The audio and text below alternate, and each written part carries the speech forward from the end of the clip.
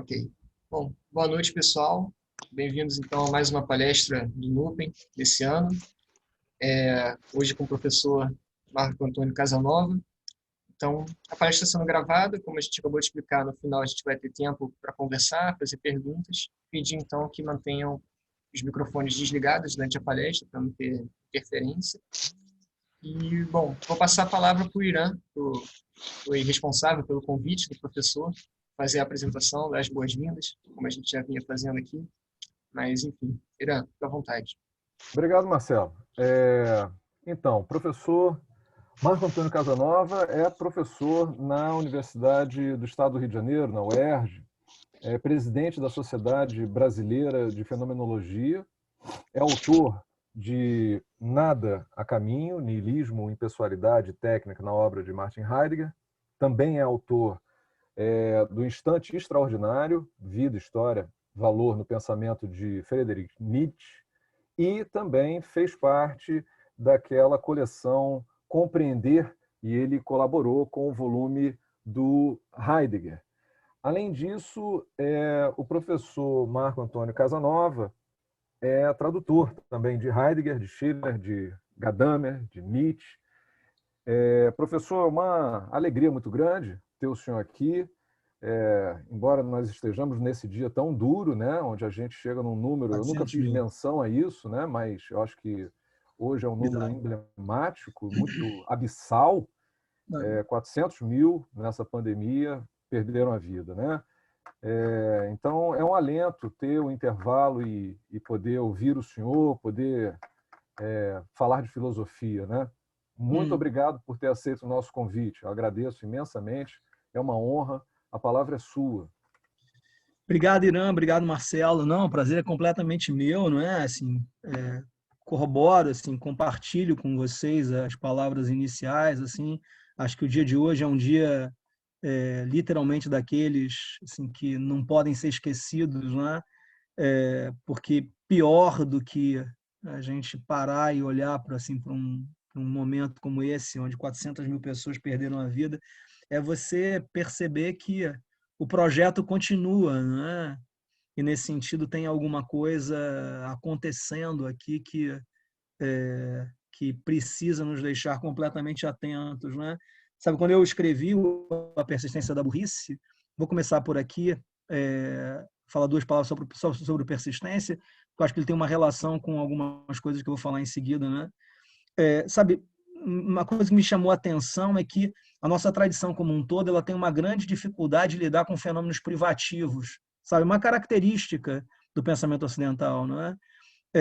E ela tem uma dificuldade de lidar com fenômenos privativos, porque ela, desde o princípio, sempre pressupôs que os fenômenos privativos eram marcados pura e simplesmente por ausência, por negação daquilo que era positivo. Não é?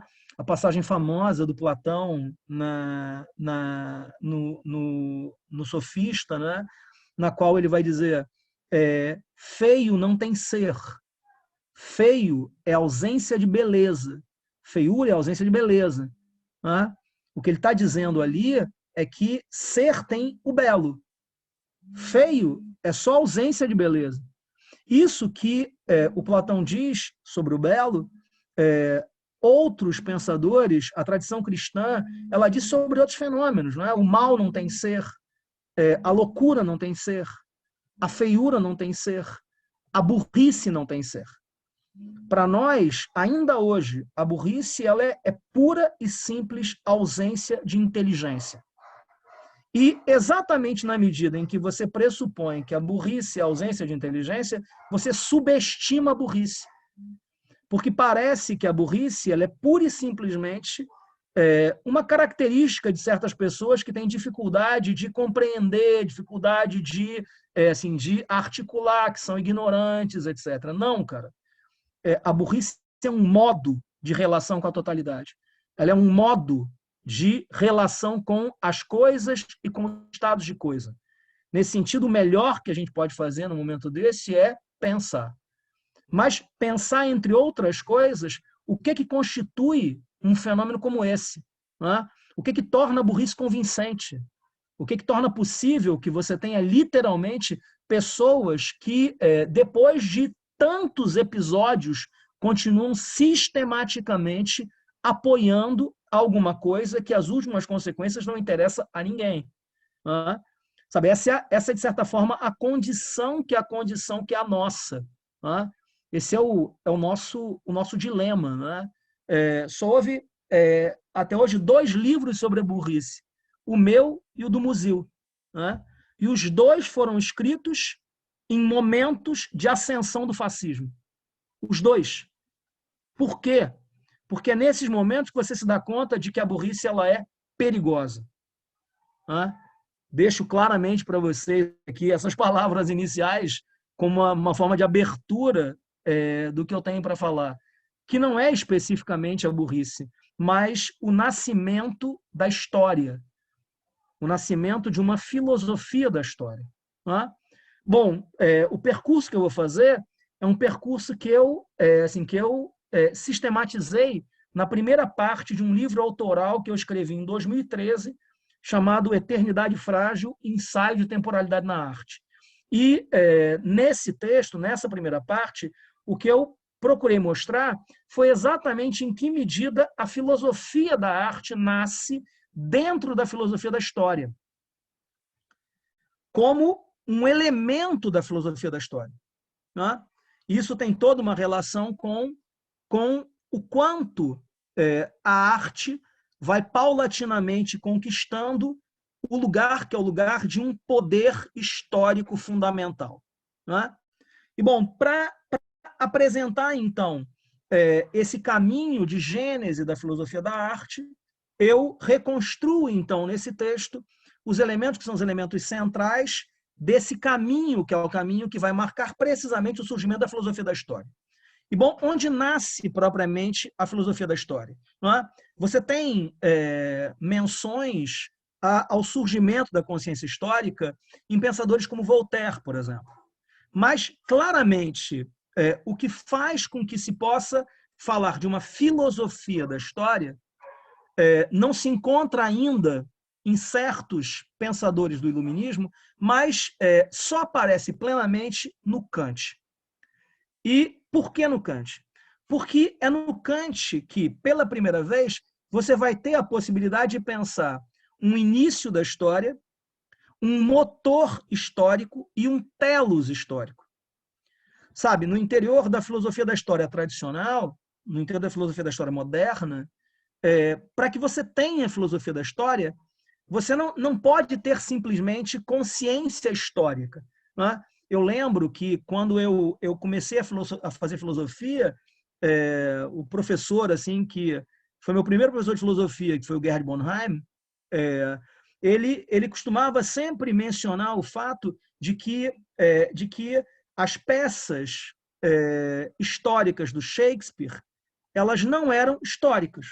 Né? Assim, quando a gente pensa, por exemplo, numa peça histórica como Júlio César, não é? Ela não é uma peça histórica. E não é uma peça histórica por quê? Porque não tem a menor pretensão do Shakespeare de reconstruir o tempo histórico. Não é? A mesma coisa que você pode encontrar na pintura. Não é? Você tem um quadro Corrégio, por exemplo, chamado O Julgamento de Salomão.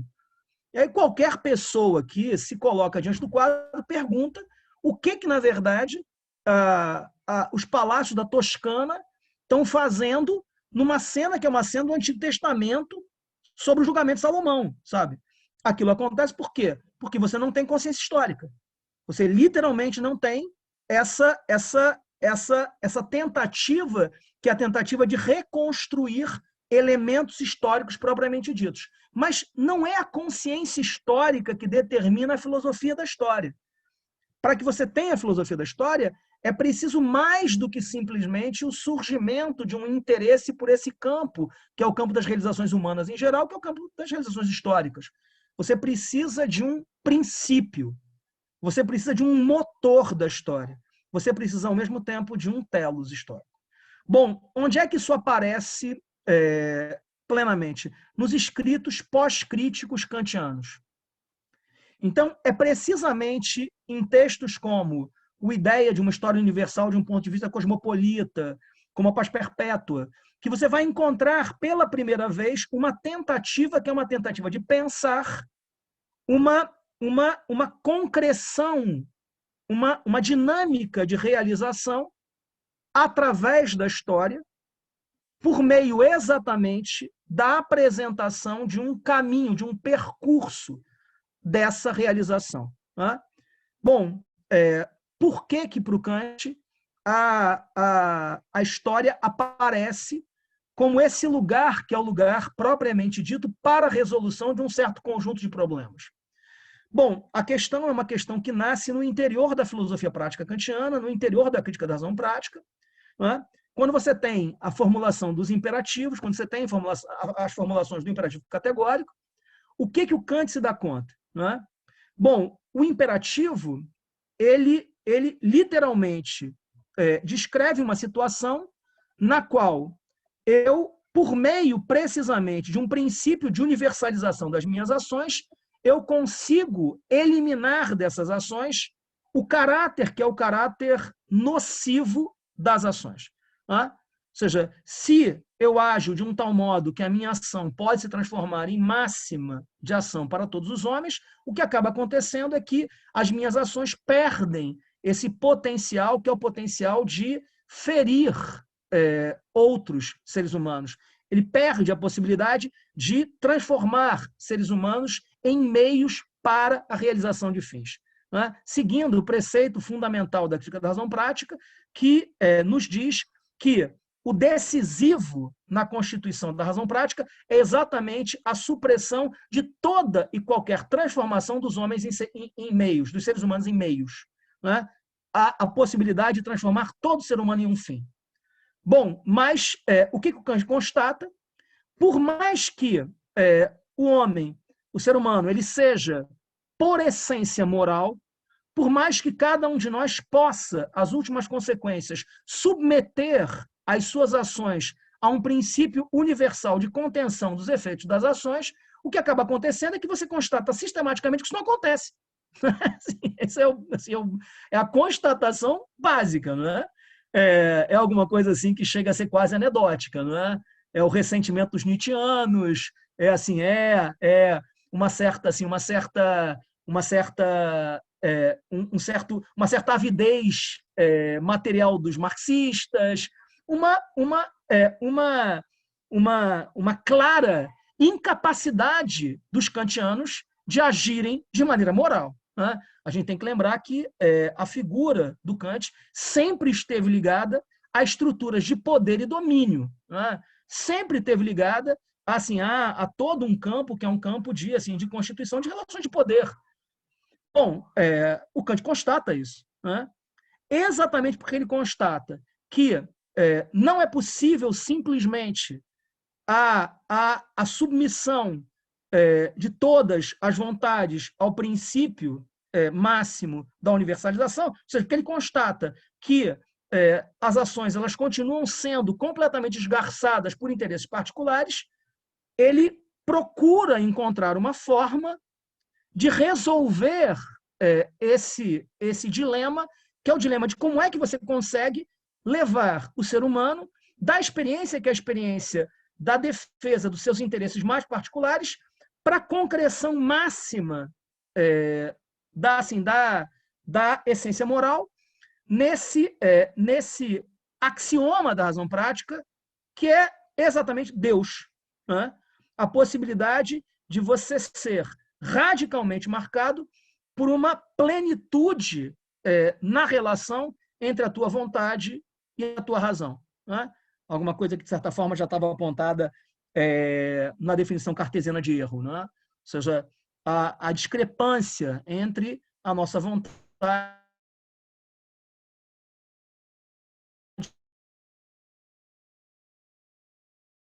e a nossa razão. Deus, como postulado da razão moral, porque tudo o que ele faz sempre de maneira universal. Tudo que ele faz sempre de maneira moral. Bom, isso que eu não consigo realizar no plano, que é o plano da vida comum, eu preciso realizar no plano da experiência histórica. Né? E com isso, então, surge esse texto, que é um texto muito particular do Kant, a ideia de uma história universal de um ponto de vista cosmopolita, no qual o Kant ele defende, a princípio, precisamente essa ideia de que nós somos seres marcados por uma sociabilidade insociável, é isso que nos constitui, né? Por um lado, nós somos completamente insociáveis, porque nós somos determinados pelos interesses e pelas relações ligadas ao prazer e desprazer. Então, a princípio, cada um de nós busca o prazer e foge do desprazer. Bom, por outro lado, nós somos sociáveis exatamente porque a nossa essência moral ela faz com que a nossa própria realização humana individual só prospere plenamente no campo social. Então, por um lado, eu busco, enquanto indivíduo, o meu prazer e os meus interesses. Por outro lado, eu preciso necessariamente da experiência social para plenamente realizar aquelas disposições plenas que a natureza ela estabeleceu para mim no campo precisamente do reino da liberdade. Né? Bom, essa sociabilidade insociável vai ser precisamente, então, esse princípio estrutural que vai tornar possível para nós pensar alguma coisa como um início da história, que não precisa, claro, ser demarcado cronologicamente em lugar algum, né? Mas existe um início da história. E que início é esse? O início da história é o reino da pura insociabilidade. Bom, exatamente essa pura insociabilidade, ela encontra necessariamente um obstáculo nessas outras experiências insociáveis, nesses outros indivíduos insociáveis, com os quais, de um modo ou de outro, eu preciso lidar. E com isso, o que vai acontecendo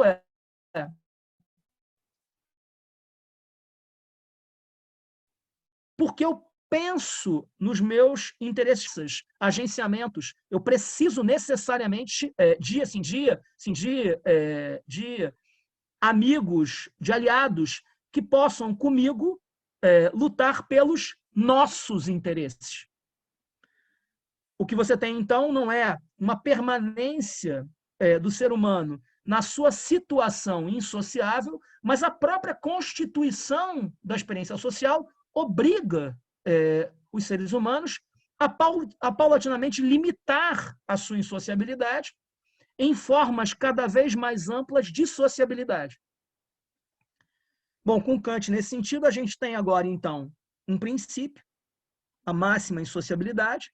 A gente tem um motor da história, que é justamente a tensão entre insociabilidade e sociabilidade, e a gente tem também um telos histórico.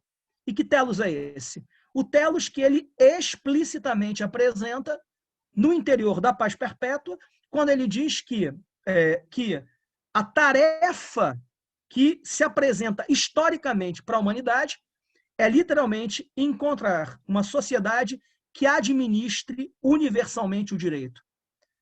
Uma definição que está completamente em sintonia com a ideia de uma história universal de um ponto de vista cosmopolita. Ou seja, uma ideia de uma história universal que não envolva mais os seres humanos na sua vinculação regional, mas que torne possível para os seres humanos pensarem literalmente como uma cosmópole, como um único lugar, como um único lugar de ser, como uma grande polis. Né? Bom, mas o que significa essa sociedade que administra universalmente o direito? Né? Bom, quando é que você administra universalmente o direito? Quando nenhum homem age mais a partir do seu interesse particular, mas quando todos os homens agem radicalmente a partir da sua essência moral. E, nesse sentido, quando todos nós somos capazes de transformar imediatamente as nossas ações em leis.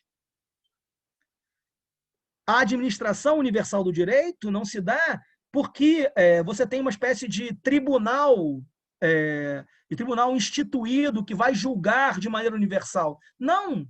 Esse tribunal é o tribunal da razão. Você vai ter, literalmente, uma sociedade que abole o direito na consumação máxima da essência moral dos homens. Bom, você teria, então, aqui, pela primeira vez, uma possibilidade de falar de uma filosofia da história, porque você poderia olhar, literalmente, todo esse percurso, que é o percurso propriamente dito da constituição das sociedades humanas em geral, a partir, precisamente, de uma maior ou menor proximidade em relação ao telos último de toda e qualquer experiência social, que é a supressão de todas as tensões nesse espaço onde todos os seres humanos, de maneira imediata e absoluta, transformam as suas ações em lei, ou podem transformar as suas ações em lei, na medida em que eles agem de acordo com os imperativos. Bom, essa compreensão da história, que, no caso específico do Kant, ainda tem uma relação que é uma relação muito particular com dilemas que são internos à filosofia prática kantiana, por um lado, ela traz à tona elementos que são elementos da filosofia da história, mas não por acaso ela permaneceu ainda aquém de uma compreensão do que nós podemos chamar de essência histórica do espírito. Ou seja, o que o Kant está descrevendo possui uma relação com a determinação, que é a determinação histórica das sociedades, mas não repercute diretamente sobre os modos de estruturação do conhecimento de objetos da experiência possível, por exemplo. E isso indica precisamente uma certa restrição dessa filosofia da história. Ou seja, uma certa redução dessa filosofia da história a um campo que é um campo muito particular de realização, que é o campo das relações humanas. O próprio texto do Ideia de uma história universal de um ponto de vista cosmopolita começa com uma descrição de um campo social que emerge precisamente da interação entre as liberdades da vontade. É assim que ele começa. Ele começa dizendo: o campo prático é o campo da interação entre as liberdades da vontade, das vontades. Bom, mas isso é um campo específico. Quando a gente olha para a filosofia do Hegel, por outro lado, na filosofia do Hegel, pela primeira vez, nós temos a possibilidade de falar literalmente de uma filosofia da história. E uma filosofia da história em que medida? Exatamente na medida em que, agora, para o Hegel, não é mais possível pensar nenhuma determinação do que quer que seja para além das possibilidades de concretização dessas possibilidades no campo histórico. E isso se revela exatamente na medida em que o Hegel vai olhar todas as concreções do espírito no campo das realizações históricas dessas concreções, mesmo que, no caso da ciência da lógica, tem uma certa razão de ser a afirmação gadameriana de que a ciência da lógica seria uma tentativa de descrever todas as configurações possíveis do mundo antes de Deus o criar. É uma imagem bem interessante do Gadamer, né? Ou seja, o que é a ciência da lógica? É uma tentativa de pensar todas as figuras lógicas do espírito. E, nesse sentido, você tem esse problema, que é um problema de toda a recepção hegeliana, que é como é que você coaduna fenomenologia do espírito com ciência da lógica.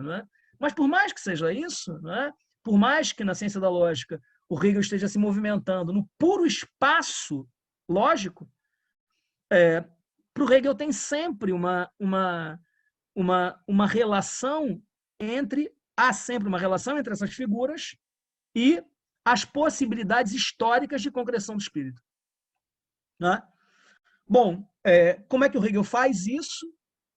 Como é que ele transforma esses três elementos que eu estava comentando com vocês, caracterizam precisamente as configurações tradicionais da filosofia da história, né? Ou seja, onde é que a gente vê o princípio, onde é que a gente vê o motor, onde é que a gente vê o telos, né?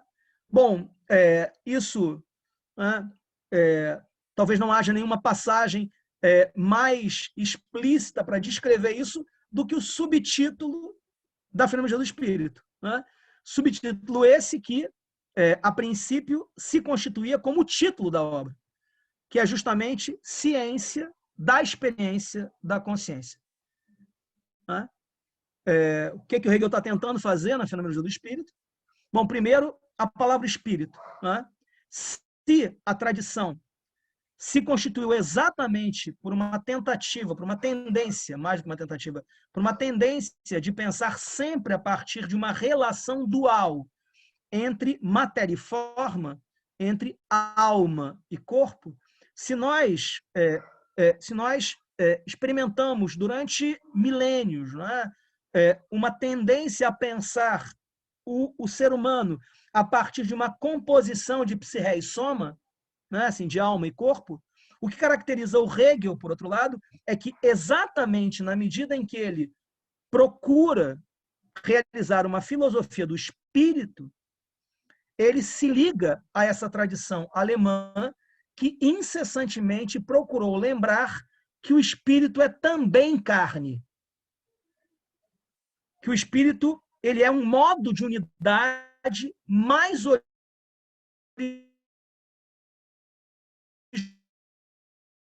originária do que... Né? Ou seja, espírito é uma palavra que designa uma unidade mais originária, mais radical do que a dualidade entre alma e corpo. Bom, mas o que ele está tentando pensar com essa ciência da experiência da consciência? Bom, ciência aqui é um mero sinônimo de filosofia. E filosofia, para o Hegel, aponta na direção precisamente de um saber orgânico, sistemático, que jamais se perde no particular, mas sempre vê o particular na unidade com o universal. Então, pensar de maneira científica, para o Hegel, significa sempre ver o particular a partir da unidade do particular com o todo. Bom, por que ciência da experiência? Se a gente perguntar qual é o conceito fundamental do pensamento hegeliano? O conceito fundamental do pensamento hegeliano não é dialética, por exemplo. Não é filosofia do espírito. Mas o conceito fundamental é o conceito de negação determinada. Sabe? Esse é o conceito-chave. Esse é o conceito sem o qual nada funciona no Hegel. Negação determinada. Na introdução da Fenomenologia do Espírito, tem uma passagem muito, muito interessante sobre o ceticismo, na qual ele diferencia o ceticismo clássico do que ele chama de ceticismo planificado, e a diferença entre essas duas formas de ceticismo aponta precisamente na direção da diferença entre um ceticismo que jamais experimenta coisa alguma com o nada, mas que vive incessantemente da recondução de tudo ao nada, e depois fica aguardando uma outra coisa aparecer, e esse ceticismo que vê sempre o nada como um veículo da experiência. A noção de negação determinada, nesse sentido, é uma noção metodológica imprescindível. Por quê? Porque o Hegel vai se valer de uma sentença spinoziana, ou spinozista, na qual o Spinoza vai dizer omni determinatio est negatio. Toda determinação é negação. Por isso, o que o Hegel vai fazer ao invés de simplesmente tomar as categorias puras e a priori apresentada pelo Kant, na crítica da razão pura, né? Ao invés de se manter pura e simplesmente no espaço, que é o espaço da exposição das possibilidades múltiplas de produção de juízos sobre objetos, o que ele vai fazer é literalmente transformar os modos de determinação dos objetos em modos de ser da própria consciência, em meio à experiência que é a experiência de si na relação com os objetos. Bom, toda determinação é negação. Qual é a conclusão imediata que se precisa tomar? Se toda determinação é negação, se não houver nenhuma determinação, se não houver nenhuma negação, também não há nenhuma determinação. Bom, mas a negação, ela é uma mediação. Por isso, o imediato, para o Hegel, é sempre um sinônimo de indeterminado. Bom, encontramos, então, agora o nosso início. O nosso início propriamente dito. Se no Kant, no ideia de uma história universal de ponto de vista cosmopolita, o que caracterizava o início era precisamente a máxima insociabilidade, o que caracteriza o início no pensamento hegeliano é a máxima indeterminação. Bom, mas qual é a máxima indeterminação? A máxima indeterminação se dá precisamente nessa figura de consciência que atribui toda a verdade aos objetos e que se destitui radicalmente enquanto consciência. Se todas as determinações de ser são determinações do saber, são determinações do conhecimento de objetos, alguma coisa que para o Hegel já estava presente na filosofia kantiana, então o início da experiência da consciência se dá precisamente numa figura de consciência marcada pela autodestituição da consciência, pela máxima alienação da consciência em relação a si mesma como ser do real. Bom, você tem o início. Mas qual é o motor propriamente dito? O motor é a insustentabilidade das posições iniciais da consciência. Se, por um lado, a consciência ela se caracteriza precisamente, de início, pela imediatidade e pela autodestituição, o que você precisa fazer para que a consciência experimente plenamente a si mesma não é outra coisa senão perguntar a ela quem ela é. E, no movimento mesmo de explicitação do seu ser, a consciência vai paulatinamente se deparando com a impossibilidade de sustentação das suas determinações iniciais. Tem uma passagem do primeiro capítulo da Fenomenologia do Espírito, do Certeza Sensível, ou Isto e o Visar, que é uma passagem muito, muito interessante, não é? De filosofia da linguagem, avant la lettre, né? Que é uma passagem na qual o Hegel diz assim: por mais que a consciência ela tente dizer o particular, ela nunca consegue. Porque a linguagem é sempre linguagem do universal.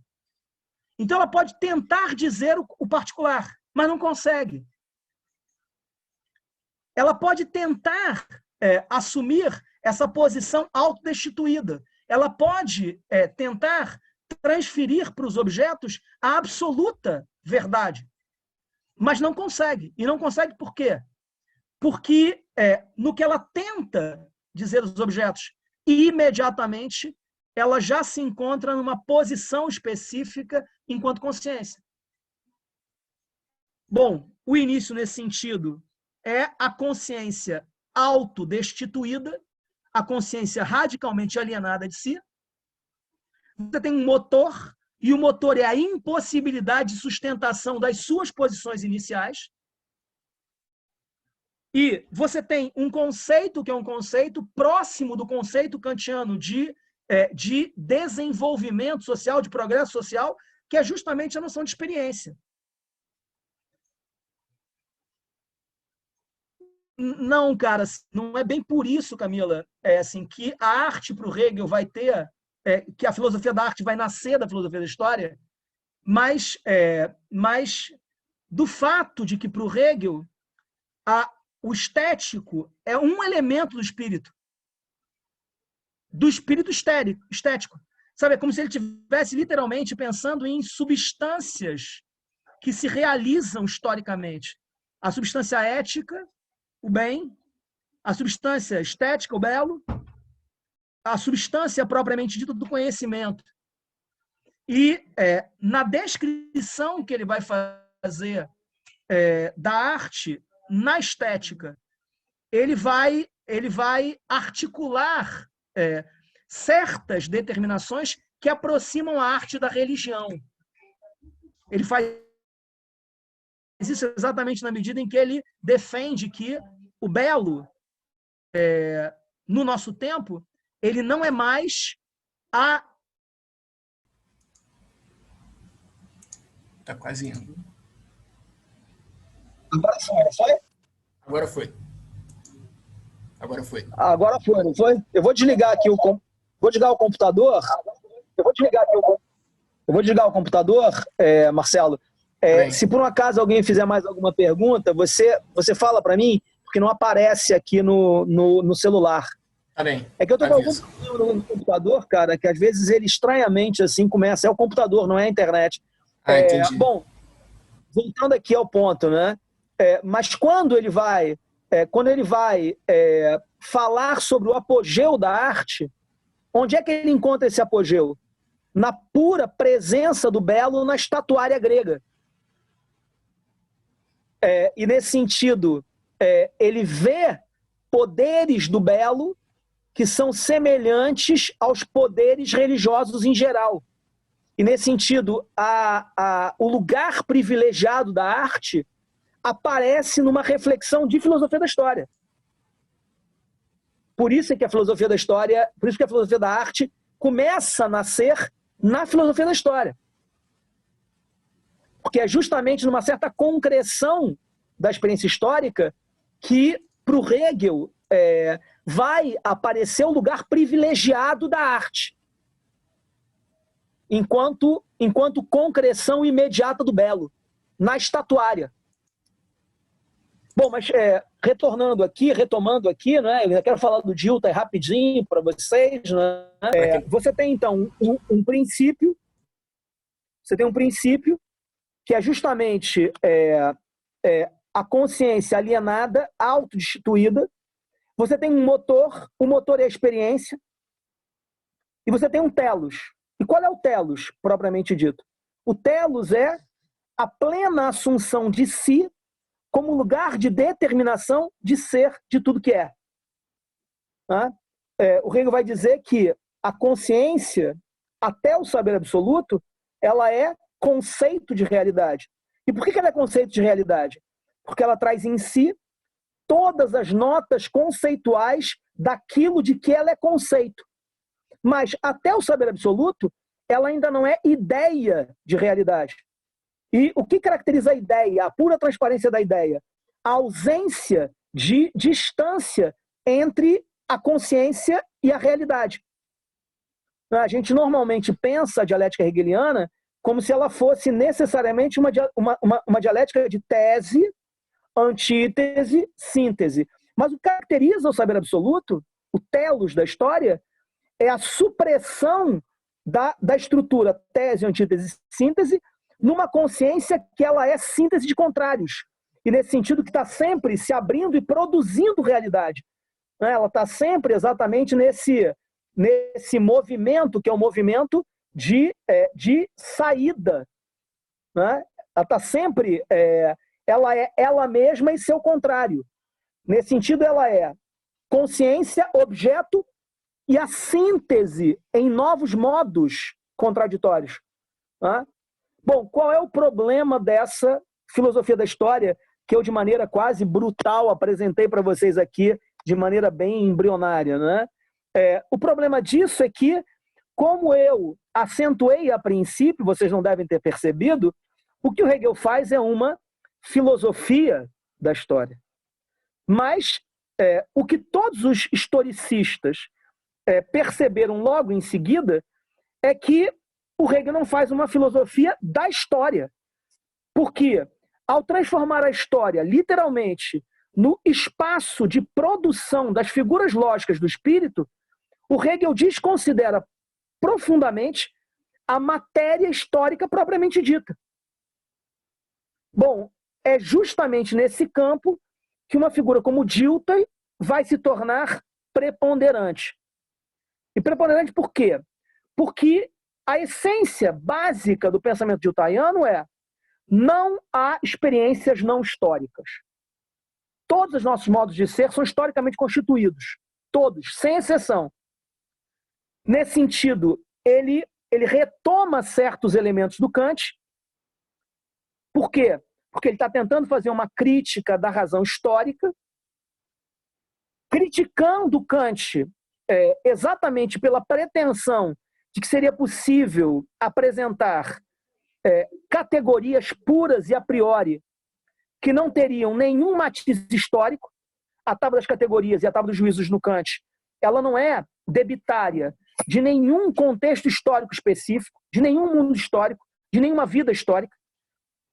Nesse sentido, ele vai procurar fazer uma crítica da razão histórica que se baseia exatamente na ideia de que todas as categorias são historicamente constituídas. Não há categorias não históricas. Ao mesmo tempo, ele se liga ao Hegel porque ele vai tentar pensar uma história do espírito. Bom, diferentemente do Hegel, por outro lado, por mais que o Dilthey descreva uma história com uma certa unidade, para o Dilthey não há desenvolvimento do espírito. Na mesma medida em que você não tem nenhuma possibilidade de pensar o que faz com que você saia de uma concreção específica da vida histórica para uma outra. E, nesse sentido, ele é um pensador que se caracteriza por uma certa percepção de um lapso causal entre uma determinada configuração do espírito e uma nova, e uma outra. Né? Ou seja, ele está criticando, por um lado, o Kant, na mesma medida em que ele procura se apropriar do pensamento kantiano. Ele está criticando a noção de categorias ahistóricas, mas está, ao mesmo tempo procurando mostrar o quanto nós nos relacionamos com os objetos por meio de categorias historicamente determinadas. Por outro lado, ele está criticando o Hegel pela completa vampirização, né? Uma expressão assim meio polêmica, né? Pela completa vampirização da objetividade, ou seja, o mundo histórico hegeliano é mera matéria para a produção lógica do espírito, na mesma medida em que ele está tentando pensar uma história do espírito. Uma história que não tem mais desenvolvimento, que não tem mais a estrutura, que é a estrutura de uma ciência da experiência da consciência, mas que possui, ao contrário, em cada mundo histórico, a sua determinação propriamente dita. Né? E, bom, aqui a grande diferença entre o Kant, o Hegel e o Dilthey vai ser exatamente essa afirmação diltheiana de que nós não nos relacionamos com objetos por meio de representações e juízos, mas que nós nos relacionamos com objetos por meio de vivências. E no interior dessa experiência das vivências é que vai vir à tona para o Dilthey essa unidade originária com a vida histórica. Nós radicalmente somos seres históricos. Não é? Tem uma expressão que ficou famosa pelo Heidegger, mas que está presente no Dilthey, que é a noção de círculo hermenêutico. Sabe? não há ponto zero da escritura. Não há nenhuma possibilidade de você suspender todos os preconceitos em geral. Mas, ao contrário, a estrutura dos preconceitos é constitutiva das nossas relações com os objetos. Por quê? Porque como nós vivenciamos objetos, nós já sempre vivenciamos objetos a partir da unidade originária entre a vivência e a vida histórica. E isso, diferentemente do Hegel, para o Dilthey, isso atravessa todas as experiências. Tem um texto que é um texto bem central para o Dilthey, né, que foi o primeiro texto que eu traduzi do Dilthey, foi o Ideias para uma Psicologia Descritiva e Analítica, é um texto chave para quem trabalha com teoria do conhecimento moderna. Nesse texto, o Dilthey procura mostrar exatamente isso, como desde as dimensões mais primárias, né? Sensibilidade, recepção, sensações, até o pensamento complexo, o tempo inteiro a unidade da vida histórica está atravessando esses processos. Por isso é que ele vai dizer que quanto mais você analisa a vida psíquica, mais você redescobre a vida histórica. Bom, essa unidade não é construída, ninguém alcança essa unidade por partes. Ao contrário, você herda imediatamente a vida histórica do seu tempo, quando você cai numa época.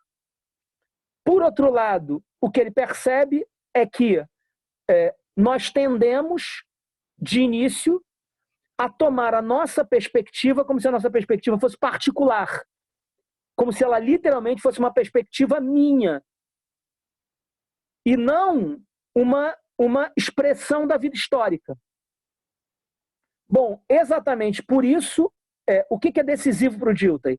Decisivo para o Dilthey é reconquistar, alargar a base comum. E aqui vem o conceito hermenêutico por excelência, que é o conceito de compreensão. O mundo, a vida histórica, ele é literalmente o sentido articulador de todas as nossas vivências. Bom, mas se a princípio eu tomo tudo a partir da minha posição unilateral, a compreensão, a princípio, está completamente marcada pela precariedade dessa minha posição unilateral.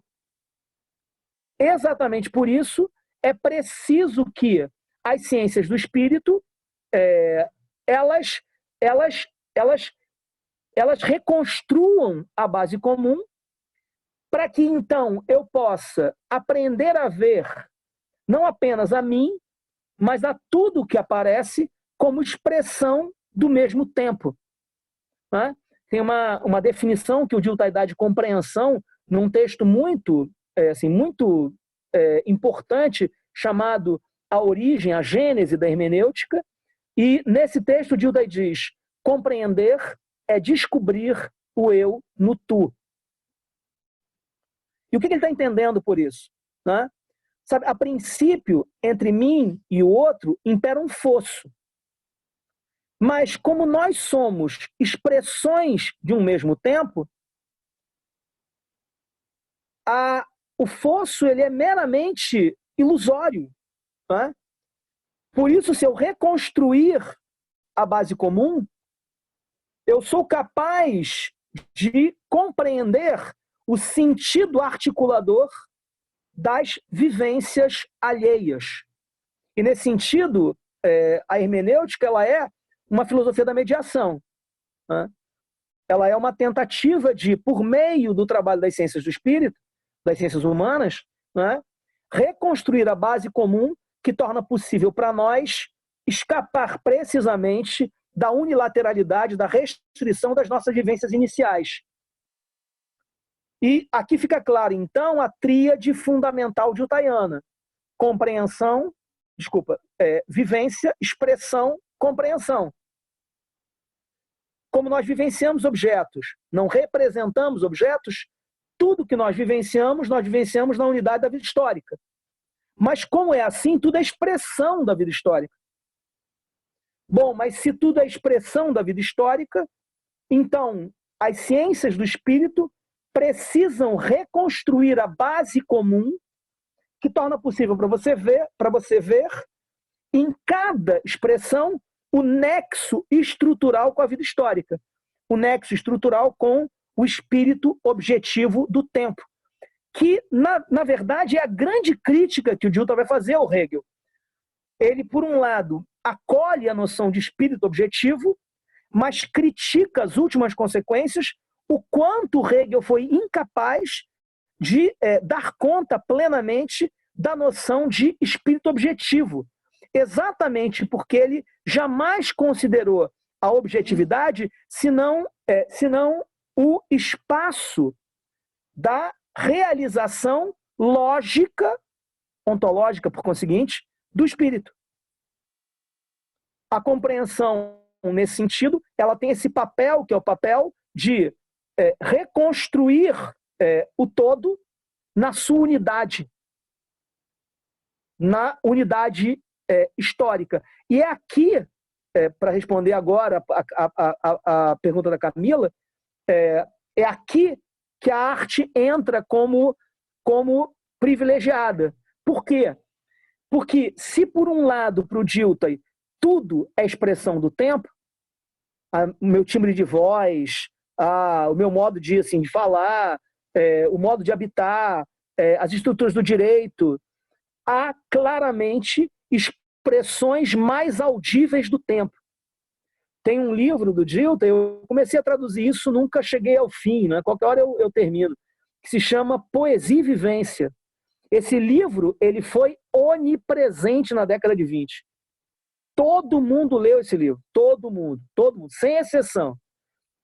E o que o Dilthey faz é literalmente uma leitura de grandes poetas da língua alemã, Goethe, Schiller, Lessing, Heine, mas o interesse dele não é pela literatura alemã, é porque, como cada um desses autores é uma expressão mais audível do tempo, reconstruir as obras desses autores é reconstruir o tempo dos autores.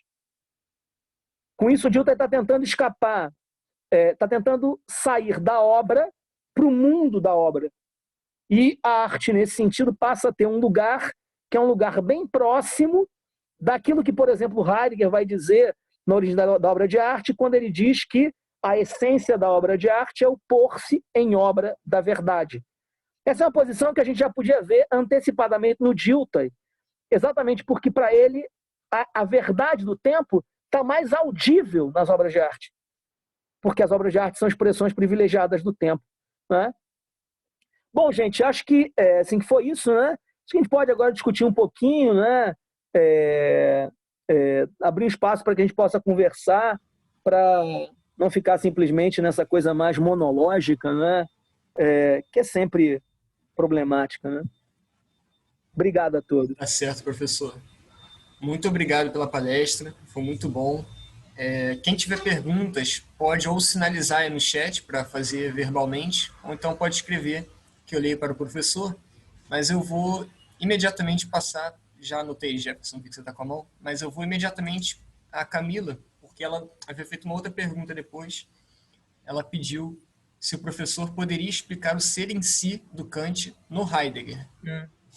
Cara, é engraçado assim, porque a leitura que o Heidegger faz, não é? Assim, no Kant, o problema da metafísica, no leitura fenomenológica da crítica da razão pura, e mesmo no Essência da Liberdade Humana, não é? Um outro texto que também tem um diálogo, que é um diálogo longo com Kant, não se atém tanto ao problema que é o problema do numenal no Kant, ao problema do ensino Kant, não é? Mas se preocupa muito mais em acentuar o quanto a redução crítica que nasce da afirmação de que todo conhecimento começa com a experiência, né, acentua o caráter finito da razão. Um caráter finito que vai se expressar mais adiante, na crítica da razão pura, no capítulo do esquematismo. Porque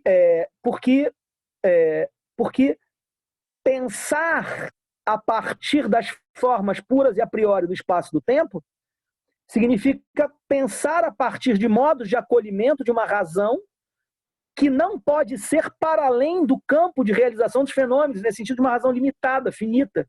Né? Esse é o grande interesse do Heidegger. É por isso que no Essência da Liberdade Humana, qual é o tema central para ele?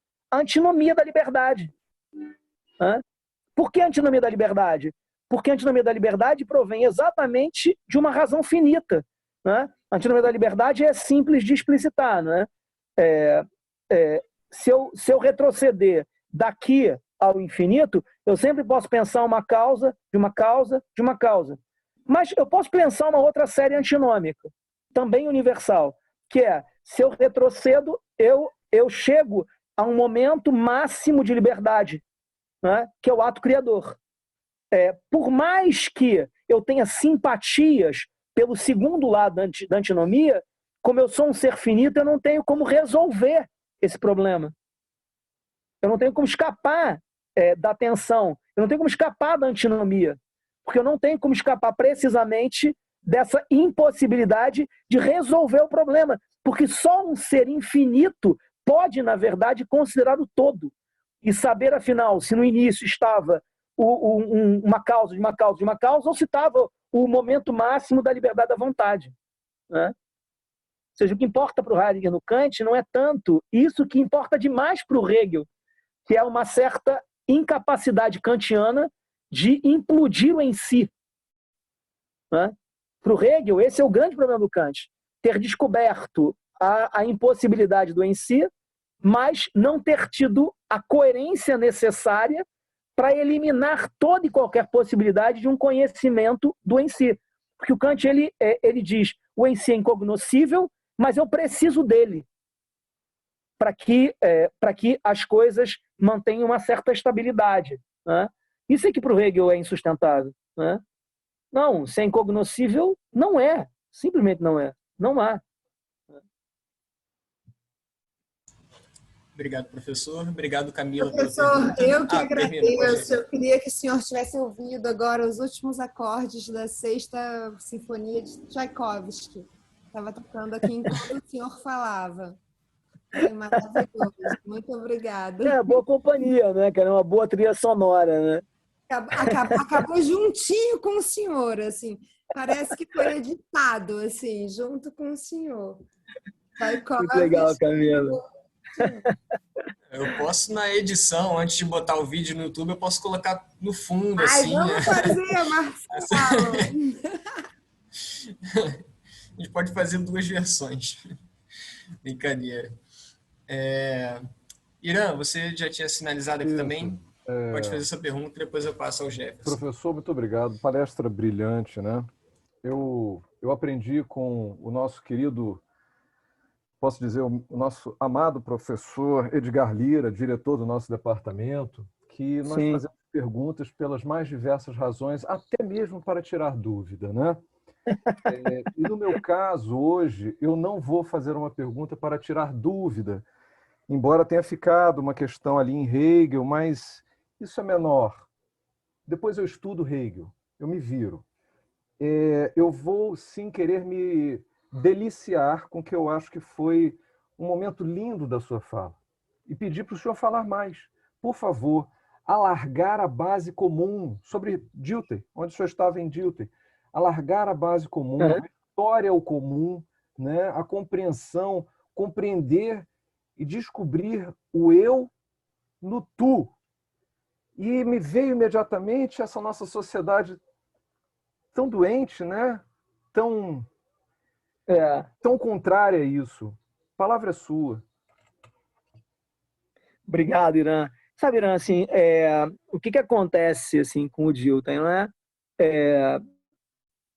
Ele está literalmente levando às últimas consequências essa ideia de vida histórica, não é? E levar às últimas consequências a ideia de vida histórica significa literalmente ler a história como sentido estruturador de todas as nossas possibilidades de ser. Assim, nada que aconteça num tempo pode acontecer em discrepância com o tempo. Nada.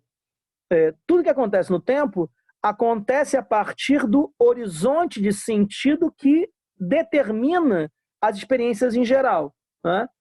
Bom, essa afirmação ela vai estar na base da distinção diltaiana entre ciências naturais e ciências do espírito, ou ciências humanas, né? Porque o que caracteriza as ciências naturais para o Dilthey é que, como elas são explicativas, elas são abstrativas, né? Sabe, tem uma tentativa do Dilthey de literalmente fazer uma crítica das ciências naturais, né?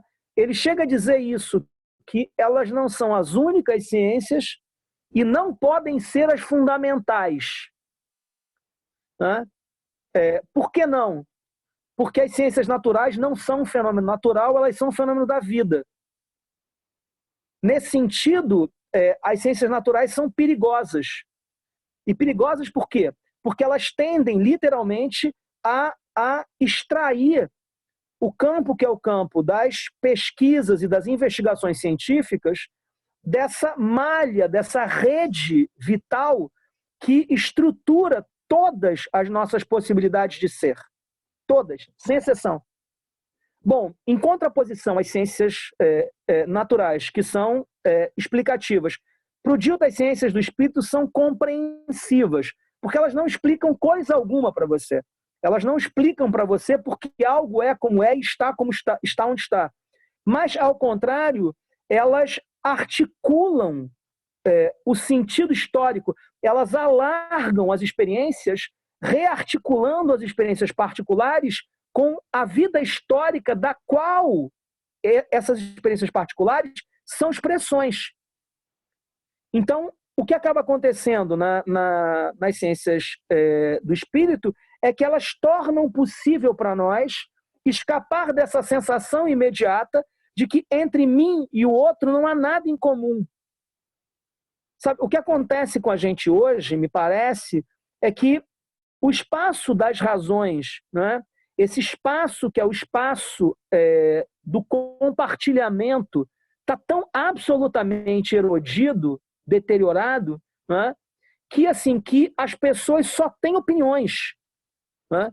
É claro que isso é uma característica hoje clara de uma extrema-direita completamente fanática, completamente acéfala, completamente cega, surda, muda, né?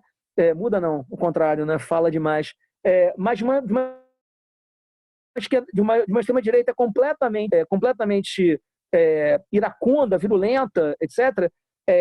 Sabe, o que o Dilthey está dizendo é que esse fenômeno ele não surgiu nada, né? Ele não surgiu de um lugar qualquer. Esse fenômeno é expressão de um tempo.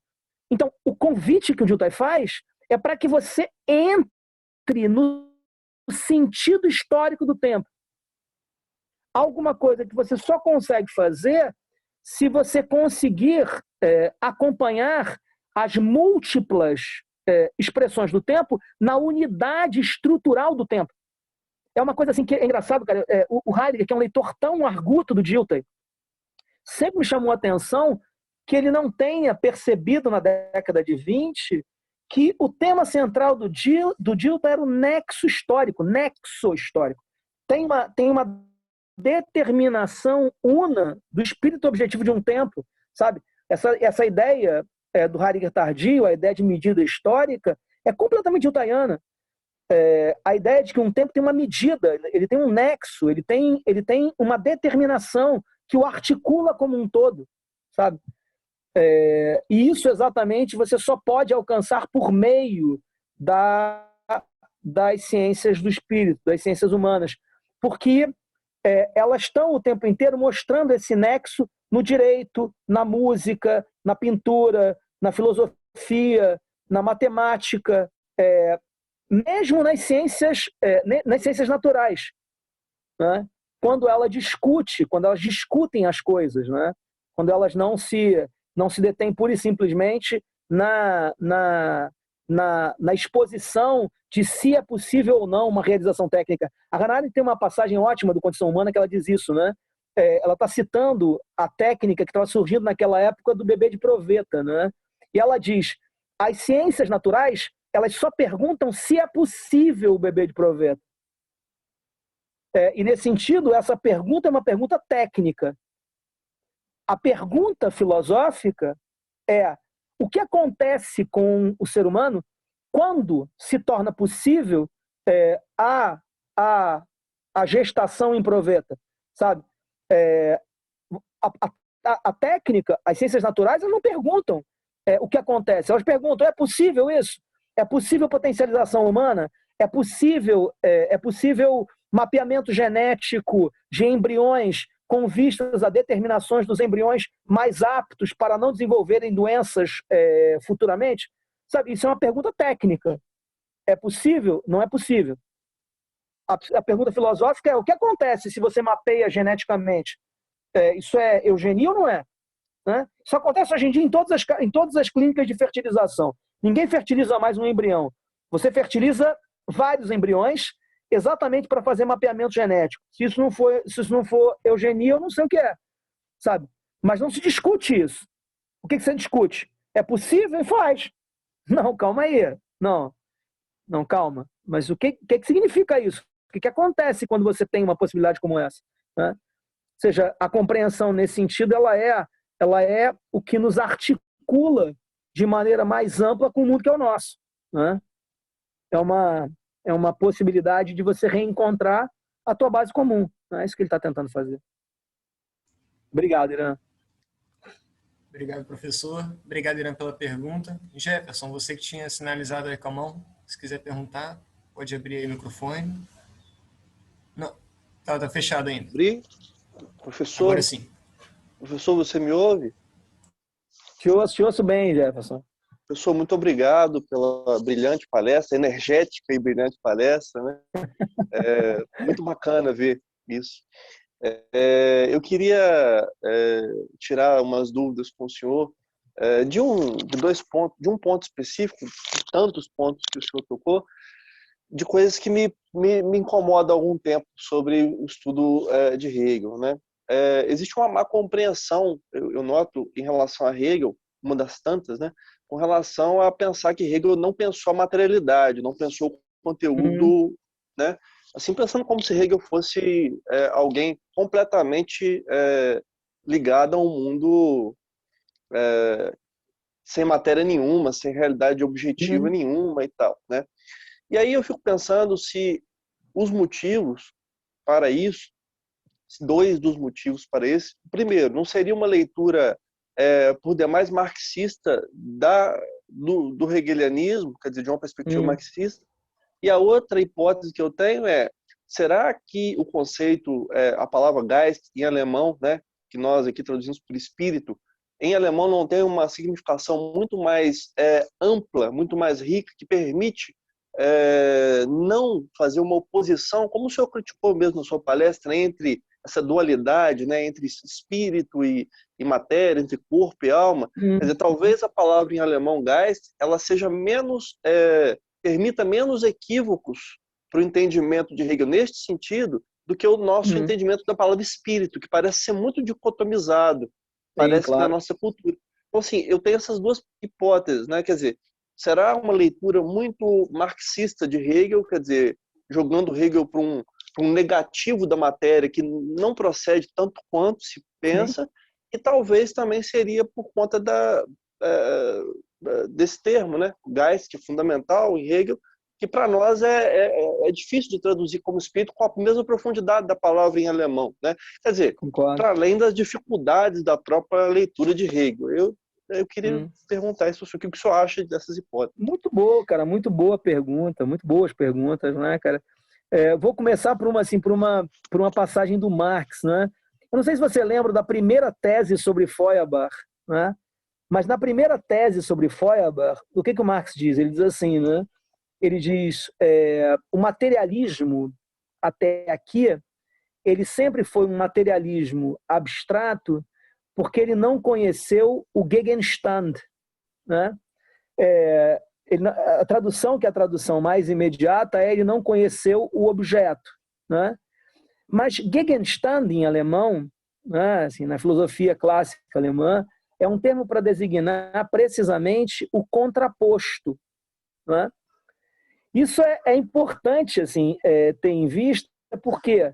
Porque claramente a noção de matéria no Marx ela não tem nenhuma relação direta com o que se entendia por matéria até então, né? Como se, na verdade, a matéria pudesse ser pensada para além precisamente desses posicionamentos subjetivos da matéria, né?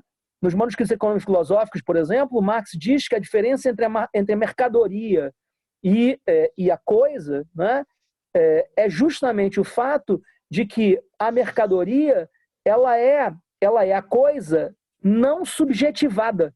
A alienação da mercadoria é isso, né? Quando você produz uma coisa, o que é a coisa? Ela é ou sujeito objetivado ou objeto subjetivado. O que acaba acontecendo com a mercadoria é que a mercadoria ela é alienada do elemento humano da transformação. E, nesse sentido, o materialismo marxiano, não é de jeito algum um materialismo desprovido das condições humanas de produção. É o contrário disso. Nesse sentido, muito mais próximo do Hegel do que as pessoas gostariam, muitas vezes, de acentuar, né? Eu lembro uma vez assim que eu estava assistindo a aula do Luiz Bica, né? É uma coisa engraçada assim, que eu já era professor, ele foi meu professor na Federal, mas eu era professor com ele e fui assistir uma aula do Bica assim, e me diverti bastante com um aluno que virou para ele e disse: não, essa história de Marx e Hegel, não, isso não é assim não. O Marx não foi influenciado assim pelo Hegel, não, né? E aí o Bica virou para ele e disse assim: ah, claro, o Marx era um batedor de carteiras conceitual, né? Literalmente alguém que ficava batendo carteira dos outros, né? Cara, mas isso vale então na contramão, né? Ou seja, se o Marx é mais hegeliano do que um certo marxismo superficial tende a perceber, o Hegel é muito mais marxista do que um certo hegelianismo, uma certa leitura do Hegel, que não é compatível com o que se lê de Hegel hoje em dia, tende a acentuar, né? Que é essa ideia de que o Hegel seria quase como o Hegel da ciência da lógica, lida sem qualquer concretude material mesmo, né? Como se não houvesse nenhuma fenomenalidade. Não. Um hegeliano, uma pessoa que lê Hegel seriamente, diria, diante de uma afirmação como essa, que é no Hegel que você tem a verdadeira objetividade. A verdadeira objetividade, ela se constitui precisamente nesse movimento de articulação, como está espiritual aqui, por falta de uma palavra melhor, né? De uma articulação espiritual da matéria na forma, né? Mas é claro que não há uma dissolução completa da matéria, e por isso aquela ideia de uma vampirização precisa ser muito, muito atenuada. Mas a crítica fundamental do Dilthey e dos historicistas não é tanto ao fato de que não há matéria no Hegel, mas ao fato de que não há história na matéria. Ou seja, a crítica que eles estão fazendo é uma crítica um pouquinho diferente. Eles não estão dizendo que o Hegel não tem objetividade, não tem matéria. Não, ele está dizendo assim, não, essa matéria hegeliana está por demais articulada com as formas lógicas, de um tal modo que a história propriamente dita não aparece, as categorias históricas não aparecem, né? Nesse sentido, o que eles estão tentando fazer não é finalmente dar matéria para o espírito, mas é lembrar que a própria constituição do espírito é muito mais determinada pela particularidade histórica do que a filosofia hegeliana gostaria de acentuar. Sabe, tem uma passagem da leitura que o Hegel faz do Tales, que é muito legal, cara. Ele diz assim, né? Com o Tales, a filosofia se liberta da imaginação multiforme, multicolorida do mundo homérico, né? Bom, mas há então a imaginação multiforme, multicolorida.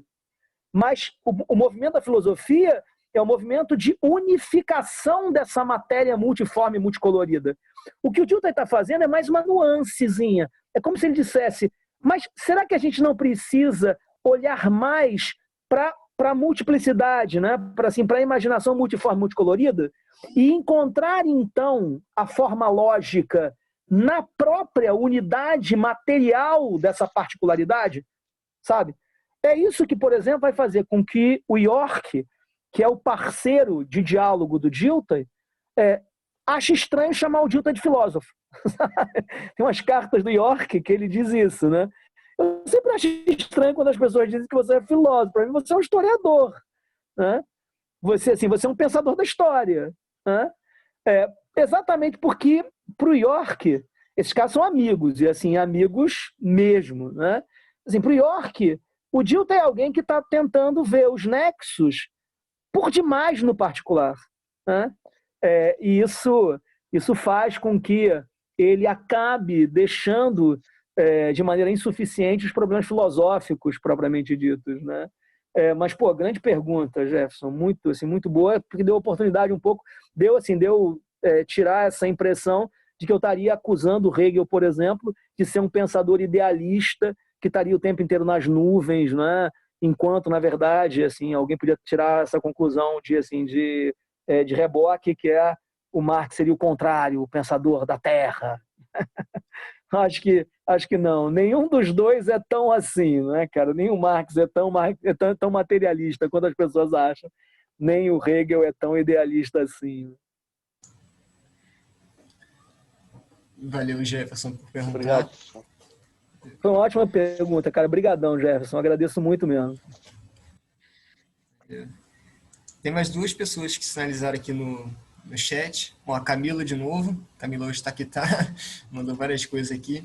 Ela perguntou quantas hermenêuticas existem. Se poderia explicar a do Dilthey, a do Heidegger. E, enfim, acho que terminou aqui um pouco quebrada a pergunta olha dela. só. Isso é engraçado, né? Eu falei Heidegger e do Heidegger de novo. Eu falei 2 vezes Heidegger, porque eu estou com uma impressão, professor, lendo Heidegger pela primeira vez, e que eu acho que ele tem umas 2 leituras, então eu queria que o senhor me ajudasse, se fosse possível, ajudasse os colegas. Eu não sei nem se isso é uma pergunta para esse grupo, mas... acho que essa é uma boa pergunta, né? Eu acho que a gente pode pensar pelo menos, bom, botando o Heidegger como se ele tivesse 2, você pode pensar pelo menos em 5 hermenêuticas, né? Tem a hermenêutica do Dilthey. Bom, se a gente botar o Schleiermacher, mas eu vou deixar o Schleiermacher de lado assim, apenas para não complicar, né? Mas você tem a do Dilthey, tem a do Heidegger, que é a do Heidegger da década de 20, tem o Heidegger do período posterior à viragem, tem a do Gadamer e a do Ricoeur, né? São 5 vozes da hermenêutica, né? O que caracteriza a hermenêutica diltheiana é exatamente essa tentativa de pensar sempre a partir do nexo histórico, reconstruindo o nexo histórico nas suas muitas expressões, né? Isso caracteriza propriamente a hermenêutica diltheiana. E o papel, justamente, das ciências do espírito é tornar possível para nós essa experiência, que é a experiência do uno no múltiplo. Então, assim, o que o direito faz, o que a história faz, o que a psicologia faz, o que a filosofia faz, né? Todas elas, para o Dilthey, vão contribuindo para você ver precisamente as muitas figuras do espírito, né? Quando você pega o Heidegger, o que está em questão para o Heidegger no caso assim, do Heidegger de Ser e Tempo, por exemplo, do Heidegger da década de 20, né? É descrever a existência como marcada originariamente por um movimento que é um movimento normalizante, normatizante, produzido pelos horizontes históricos, né? Ou seja, todos nós somos radicalmente marcados por essas orientações normativas que vêm do mundo que é o nosso. Essas orientações, por outro lado, elas propiciam todas as nossas possibilidades de ser, na mesma medida em que elas encurtam os fenômenos, em que elas obscurecem os fenômenos. Com isso, para o Heidegger, a tradição é, ao mesmo tempo, o que viabiliza e o que obscurece, obstrui, né? E, bom, toda a questão nesse sentido é pensar crises dos campos hermenêuticos, crises dos campos históricos, crises que acontecem precisamente por meio das crises existenciais, né? É isso que caracteriza a hermenêutica da facticidade, né? É o projeto de descrição das transformações da própria facticidade a partir das crises existenciais do ente nodal. Ou seja, o mundo se transforma quando eu experimento uma crise singularizante, uma crise que é a crise de confrontação com a minha nadidade, com a minha estranheza. O Heidegger tardio, por outro lado, é precisamente esse autor que vai pensar os círculos hermenêuticos a partir da unidade histórica de um tempo. Na mesma medida em que ele vai apontar para o fato de que estar dentro dessa tradição significa estar sob o domínio das decisões históricas da tradição. Bom, com isso, a possibilidade de liberdade em relação a essa tradição se dá exatamente nas tensões, que são as tensões entre pensamento e filosofia, as tensões entre esse espaço de alteridade e dissonância, que é o espaço do outro início, e a Constituição, que é a Constituição das metafísicas epocais, das épocas históricas. Só vou falar um segundo sobre o Gadamer e aí a gente para também, não é? Que aí já é demais. Professor, eu queria pedir desculpa aos meus amigos, porque esse é o núcleo de filosofia moderna, né? E aí eu já trouxe a contemporânea, porque eu sou muito... Relaxa. Já tivemos palestras assim também, relaxa. Então, assim, eu tenho a sensação que só existe... Eu tenho a sensação que só existe filosofia contemporânea, sabe? Porque só existe a filosofia que você faz no seu tempo, né? Então, para mim, é a filosofia da história contemporânea, filosofia moderna contemporânea, filosofia antiga contemporânea. Você não faz filosofia antiga na Grécia, né? Você faz filosofia antiga hoje. Então, na verdade, só há filosofia contemporânea, né? Que você faz a partir de uma interação com pensadores de outras épocas, claro. Mas só para falar um segundo sobre o Gadamer, o que caracteriza o Gadamer é que ele vai procurar mostrar como é que todos os nossos modos de relação são hermenêuticos. E, nesse sentido, ele faz com que a compreensão deixe de ser o traço de uma ciência particular para ser o nosso modo de relação com o mundo, né? E aí, bom, toda a descrição da hermenêutica gadameriana é como é que se dão processos hermenêuticos em todas as nossas relações em geral, em todos os nossos processos em geral. Bom, mas para dizer isso de maneira mais bacana, assim, cara, a questão do Ricoeur é que o Ricoeur ele vai juntar alguns desses elementos presentes no Dilthey, no Gadamer, vai juntar um pouco as relações que ele teve com Lacan, a discussão que é a discussão sobre a tradição cristã, não é? Assim, o anseio por compreensão, a relação com o outro, e vai procurar, então, pensar os modos de constituição de si exatamente a partir da unidade, que é a unidade desses processos hermenêuticos em geral, né? Isso que vai ter em tempo récit, né? O temps récit, no tempo narrativa, né? Modos de constituição da organização hermenêutica das nossas experiências psíquicas em geral. Pô, mas dizer isso é quase como dizer nada, né, cara? Assim, porra, assim, fico até com vergonha de ter dito isso para vocês. Beleza. Felipe agradeceu, o Felipe que tinha pedido aqui o Rico, né? Ele agradeceu. Marcelo, só um pequeno parêntese. Também é uma tradução minha. Humanas, tradução do professor Marco Antônio Casanova. Nós temos Dilthey em português, tá? Editora Forense Universitária. Formidável. Só para não ter erro, é porque o Felipe havia comentado no chat que ele lamentou, né, que temos tão pouco do Dilthey em português. Temos Dilthey em português. Na verdade, as únicas traduções do Dilthey que há em português são todas minhas, não é?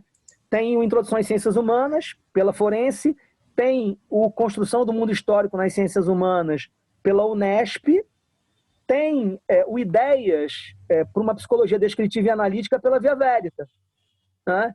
Eu até estava conversando com o Irã, quando ele me passou, eu consegui lá com a editora que vocês têm um cupom de desconto de 20%, né? Lá na Via Veritas, que é o PUC FIO 20, né?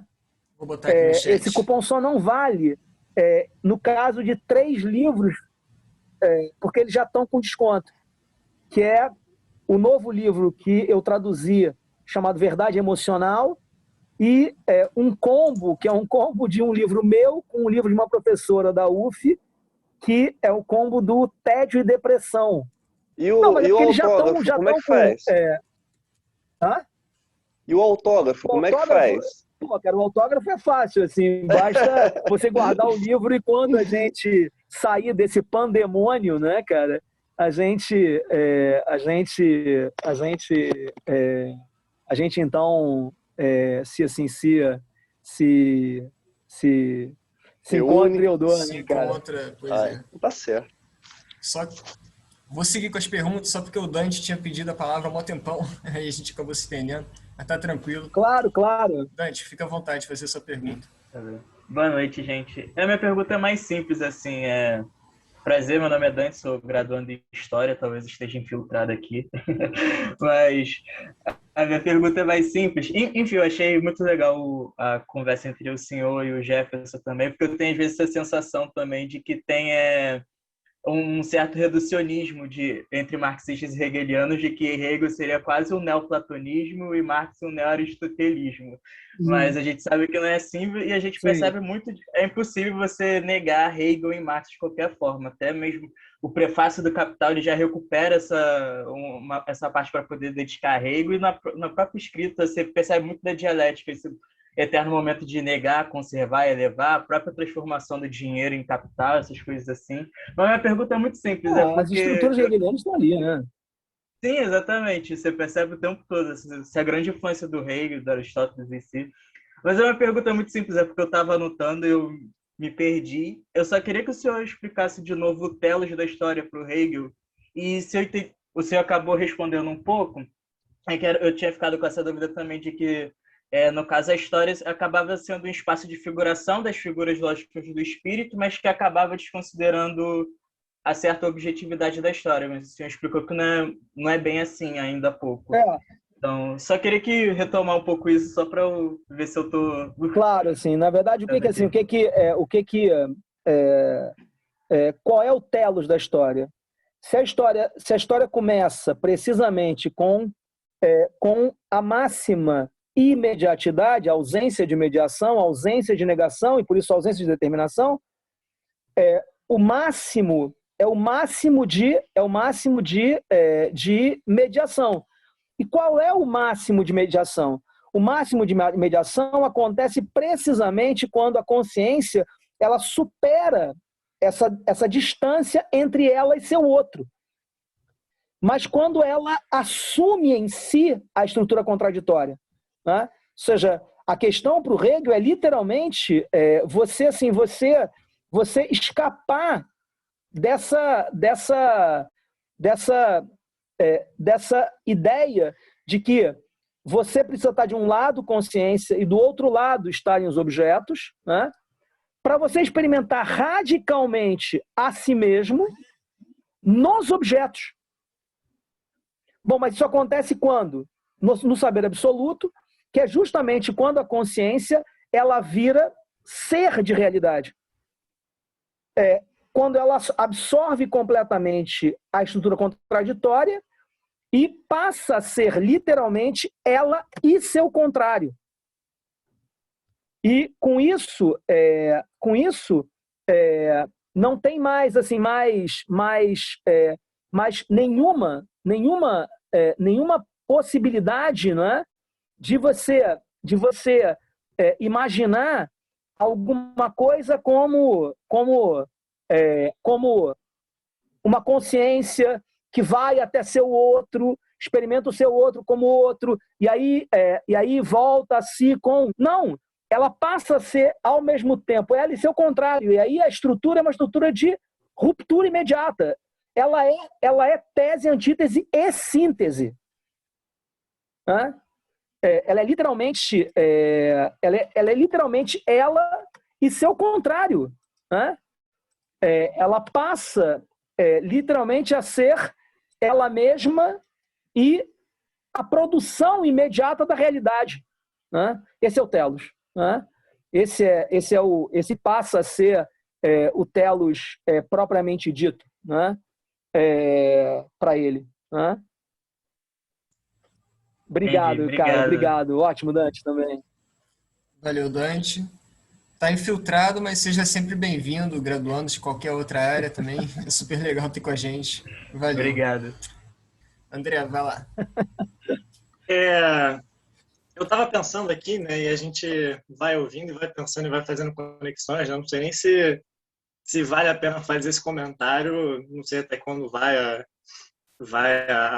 o evento e tudo, mas eu queria jogar aqui porque, como um estudante em Nietzsche, a gente nunca pode deixar também de puxar a sardinha para o nosso lado, né, para pedir ajuda também. Mas eu sei que o Werner Stegmaier, né, tem um livro sobre Gilda e Nietzsche, e falando sobre filosofia da história e a perspectiva histórica no pensamento e a relação com a arte, é muito difícil também fugir do que seja uma presença nietzschiana ali, que ao mesmo tempo não se consuma como filosofia da história e pode-se dizer não como filosofia da arte também, mas como um filosofar histórico, um filosofar artístico, assim, por dizer. E eu sei que o Werner Stegmaier tem um livro sobre Gilda e Nietzsche, em que ele junto os dois eu não li porque o meu alemão ainda não está bom o suficiente para começar a ler esse tipo de coisa, mas num conceito de fluctuantes, né, que é um neologismo de uma união entre flutuação e substância, né, como um tipo de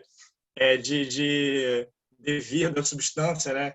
E eu queria que o senhor falasse um pouquinho, se possível, assim, como é que a gente consegue jogar com esses elementos no contexto do que a gente está falando agora. Bom, muito legal, cara. Assim, você sabe que eu venho desse lugar, né, cara? Assim, eu venho do Nietzsche, né? Assim, esse foi meu pensador durante. Por sinal, eu tenho o seu livro aqui que, na verdade, eu tenho que devolver para o Irã ainda, porque eu peguei há uns 2 anos dele e tenho que devolver. Mas, cara, assim, tem um livro, é um livro famoso, né? Assim, aquele Johann Fiegel, sabe? É um comentador do Nietzsche, né? E ele tem um livro chamado Nietzsche, a Hermenêutica, né? O livro do Stegmaier eu não conheço, não. O livro do Fiegel eu li bastante. Cara, o problema, na verdade, é que, se você olhar bem, o Nietzsche é um pensador anti-hermenêutico, né? O fato dele defender um certo interpretacionismo, um certo perspectivismo, induz em erro, cara. Porque o elemento central da hermenêutica é a ideia de horizonte hermenêutico, né? Essa ideia de que você sempre tem um horizonte de sentido que torna possível todas as suas experiências em geral. E isso você não encontra no Nietzsche de jeito algum, e o Nietzsche com certeza leria essa ideia como uma tentativa escamoteada de reinserção do universal. Então, assim, tem um problema, não é, cara? Tem um problema nessa aproximação entre o Gilda e o Nietzsche, não é? Por meio daí. Por outro lado, o que o Gilda está tentando fazer com a filosofia da vida, sabe, tem vários elementos que estão próximos do Gilda, né? Por um lado, ele tem a hermenêutica do Schleiermacher, por outro lado, ele tem precisamente a presença do historicismo e o crescimento das ciências do espírito. Por outro lado, ele tem, ao mesmo tempo, a presença da filosofia da vida, e aqui, claramente, ele está fazendo uma alusão ao Nietzsche. E o quanto Nietzsche ele vai exigir uma consideração dessa ideia de constelação. Sabe? É uma ideia que não aparece tanto no Nietzsche assim, mas que está presente ali. A vida, um aforismo é uma constelação.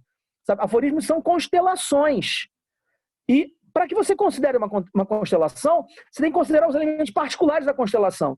Porque a ideia de constelação, em alemão, você tem a palavra Sternbild. Isso aqui é uma constelação. O que é uma constelação? É uma imagem estelar. É uma imagem da posição dos astros. Mas nessa imagem, você não tem como alcançar essa imagem se você não olhar para os astros nas suas posições particulares, nos seus elementos particulares, etc. Né? E isso é bem giltaiano, sabe? Isso aqui você dá para encontrar um ponto de conexão, que é olhar sempre para o particular, sem perder de vista uma certa conjugação que dota o particular de uma determinação, de um estilo, de uma unidade. Com isso, são pensadores que têm elementos diversos, mas que cabem uma certa aproximação. Vou te dar uma dica, né? Eu tenho uma antiga orientanda de doutorado que fez um trabalho ótimo, cara, sobre Nietzsche e hermenêutica, que chama Rebeca Furtado. Ela é professora do Pedro II, hoje em dia, né? E a Rebeca fez um trabalho, cara, sobre Nietzsche e hermenêutica que é muito legal, pegando justamente essas passagens do Nietzsche, que são passagens onde o Nietzsche parece tá falando de horizontes históricos. Por exemplo, no aforismo 125 da morte da Gaia Ciência, quando ele diz que quem quer que venha a nascer depois desse evento participará de uma história mais elevada do que toda história até aqui. Então ele vê a morte de Deus como um sentido histórico, sabe? E a Rebeca, ela pega essa noção e frutifica de maneira hermenêutica, né? Obrigado, cara. Obrigado. Valeu, André. Obrigadão, André. Bom, professor, já são quase 9 horas, eu vou me aproveitar, vou fazer a última pergunta, talvez, para a gente fechar. Obrigado, Marcelo, sim, pela última pergunta. Desculpa também estender um pouco. Não, de jeito nenhum, cara. Mas é porque eu não consegui tirar da cabeça, né, o fato de que você começou a sua apresentação falando da burrice, né, especificamente da nossa burrice tão contemporânea. E você comentou, por exemplo, que haviam 2 livros da burrice, né, o seu, mais um de um autor que me fugiu o nome, ambos escritos em época de fascismo. O autor do Homem Sem Qualidades. Ele escreve um livro em 1927, acho que é 27 que é o livro. Não, ele é de 31, exatamente quando tá tendo a ascensão do fascismo e do nazismo. E, cara, ele escreve um livro chamado Über die Dummheit, que a gente tem que traduzir como sobre a burrice, né? Eu não li esse livro antes de escrever, porque eu não queria ficar muito contaminado pelo museu, mas li depois, né? É um livro ótimo, cara. Ele está falando literalmente sobre a periculosidade da burrice, né? E sobre essa subestimação. Porque normalmente você subestima a burrice. Você acha que a burrice ela é uma coisa simplória, ela é uma coisa autorrefutável, ela é uma coisa assim que não merece muita atenção. Não, cara, a burrice é perigosa, é tentacular, é repleta de possibilidades, é repleta de modos de argumentação, né? Perfeito. Então, assim, tem uma... Mas... Na verdade, uma pergunta assim, é mais uma inquietação, né? Porque antes, talvez do Kant, do Hegel, tinha um pouco uma pequena tradição, uma corrente da filosofia de pelo menos encarar um pouco a história como uma coisa meio cíclica, né? Talvez ali no Maquiavel, assim. E, bom, por um lado, a minha cabeça um pouco arendtiana de pensar faz com que eu tente sempre ver o que há de inédito em cada tempo, né? Os acontecimentos inéditos.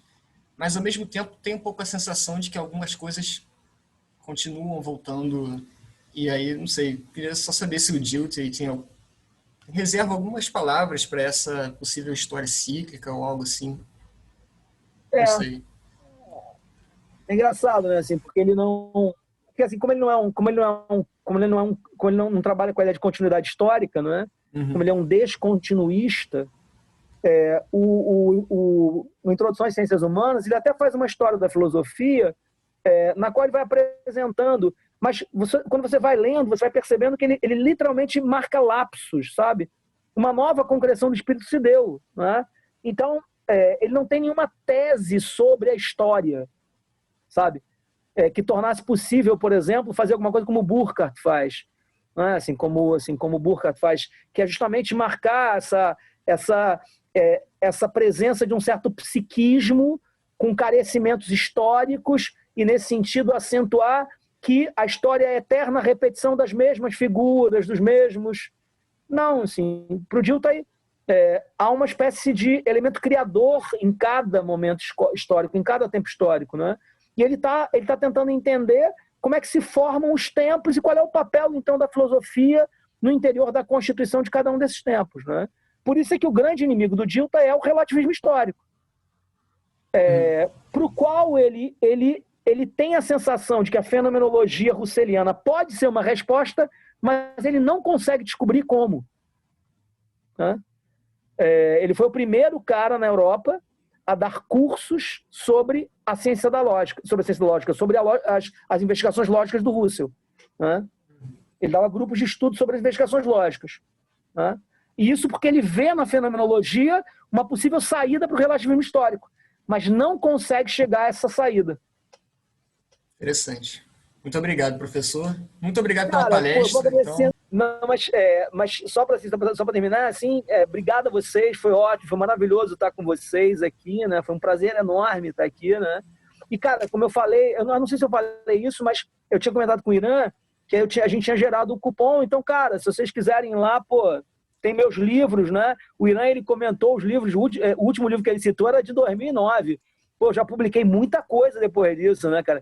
Então tem o Mundo, Historicidade 1 e 2, que é uma leitura sistemática de Ser e Tempo. Tem o A Falta que Marx nos Faz, que é um livro sobre o mundo contemporâneo. Tem o Persistência da Burrice. Tem esse último livro que eu escrevi, que é o TED e Tempo.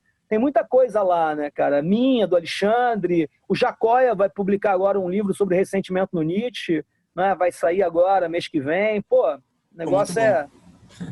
Tá? Vamos conferir com certeza. Eu botei aqui no chat, tá, pessoal? O cupom que o professor mandou, FIO 20. Tá? Todo mundo dá uma olhada aí. Editora Via Velita.